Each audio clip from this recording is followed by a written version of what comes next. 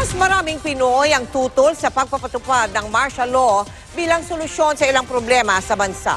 Ayon sa latest Pulse Asia Survey, 74% ay 1,200 tinanong ang nagsabing hindi sila sang-ayon na kailangang ipatupad ang batas militar ngayon.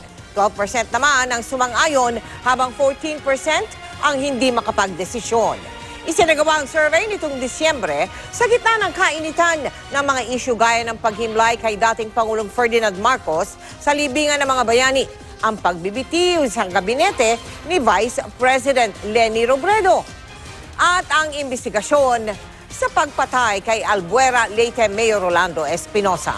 Ayon sa Pulse Asia, walang nagkomisyon sa naturang survey. Ang sabi ng palasyo, wala raw problema sa resulta ng survey ng Pangulo.